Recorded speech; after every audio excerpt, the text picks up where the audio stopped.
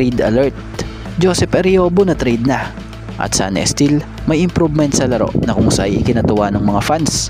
Kaya lang naging question mark na sa mga fans yung paglabas nitong si Coach Tim kay Estil versus Blackwater. Ngayon, nag-iinit pa lang ito. So ano nga ba nangyayari? So yan ang ating mga tatalakayin.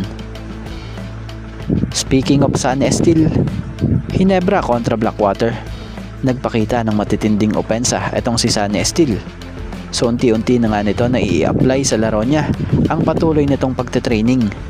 Matapos makita ng mga fans ang bagong moves or skills sa laro nitong sa Estil nitong versus Blackwater. So dahil doon, marami ang natuwang fans kay Estil. Kaya lang, hindi ikinatuwa ng Ginebra fans yung napansing unti na lamang nang binibigay sa kanyang minuto nitong si Coach Tim kung kailan pa daw nag-iinit sa laro, tsaka naman ito ilalabas. So sa tingin naman natin, may malaking dahilan dyan si Coach Tim, lalo't na lalapit na rin ang playoffs. Tapos sa larong ito malaki na rin naman yung lamang. So siguro, nag-iingat na lang din dahil alam naman natin itong si Coach Tim pagdating sa mga player na tulad ni Estil, may pinaplano yan. Dahil sa nakitahan nga ito ng sipag at hustle nitong si Coach Tim. At nakita rin na may potential talaga ito. Siguro, binibigyan nga lang bang po niya ito ng magandang pahinga para may magandang buwelo siya at magandang kumpiyansa para sa mga susunod nilang laro. Mas nasa kondisyon palalo ito. So malaki na rin naman ang lamang. At speaking of San Estil, goods na goods pa rin tong si Estil dahil ibinibigay naman niya ang kanyang 100% sa game. Kaya di na tayo magtataka kung bakit gustong gusto ito ng mga fans ng Ginebra. At about nga dito kay Joseph Ariobo. So matatandaan namang si Joseph Ariobo kabilang sa nagre-representa ng Pilipinas sa men's basketball sa 3x3 sa 33rd Southeast Asian Games na ginaganap nga sa Thailand. So part ito ng 3x3 national team natin.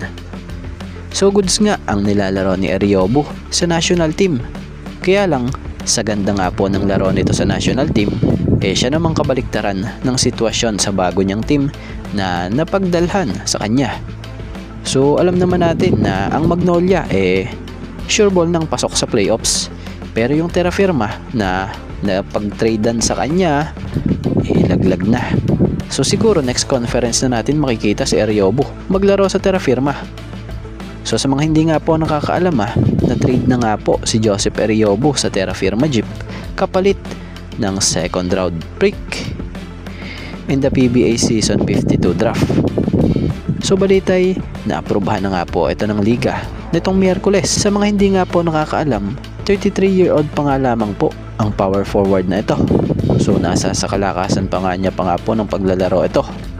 So maganda na pagkakataon na madagdag din ito sa Jeep dahil itong si Ariobo baka dito niya makita or baka dito hindi siya mabangko at baka dito makuha niya yung minuto na karapat dapat sa tulad niya na napaka-hustle naman sa game at sipag at disiplinado ring manlalaro.